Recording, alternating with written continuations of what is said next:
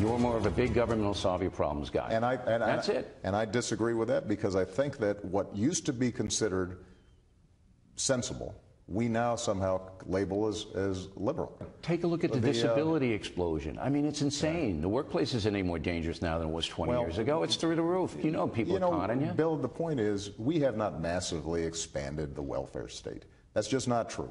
Let's find out. President Obama may deny the government's expansion of the welfare state, but who's telling the truth? Let's look at the numbers. Under the Obama administration, food stamp spending has surged from $54 to $80 billion. Disability spending has surged from $115 to $139 billion.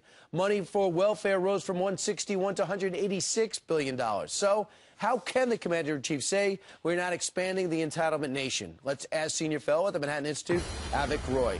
Avik, first off, do you have a problem with the numbers I just presented? No. I mean, definitely there's been a huge growth in not only pre-existing entitlement spending, but of course there's Obamacare, which is going to spend $2 trillion subsidizing health insurance for the uninsured over the next 10 years. So when the president made those statements, do you think he is not aware of these numbers, or do you think his logic is, well, I inherited the worst recession since the Great Depression, this is how he had to act?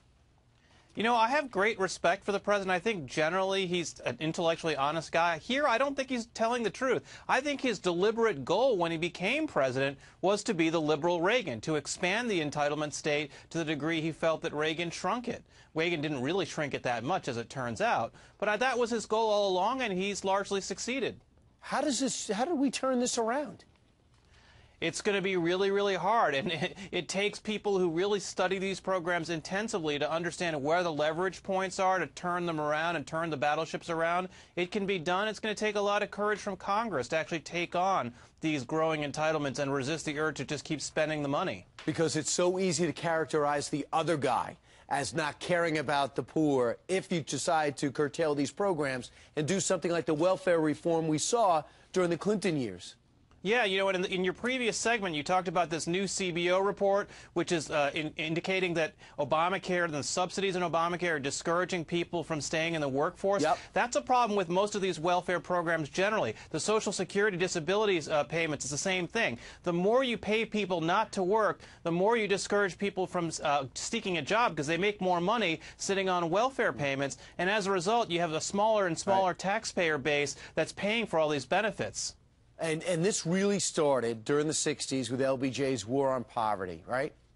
Absolutely. LBJ, that election in 1964 where Goldwater went down to LBJ is the most important election of the last since World War II, because LBJ used those massive Democratic majorities to create a whole set of legislation, especially Medicaid and Medicare, but also a bunch of other things that we're still wrestling with today. The entire fiscal crisis we have today in this country is because of LBJ. And you're also saying if you want to keep these programs, you got to do something to finance these programs, so you vilify the rich and you say they're the problem, so let's jack up the taxes and pay for the programs that we all need. You know, Margaret Thatcher once said, the problem with socialism is you eventually run out of other people's money, and we're experiencing that today. Medicare and Medicaid in particular, and Obamacare will add to this, are crowding out our ability to actually have a real safety net for people who really need the help.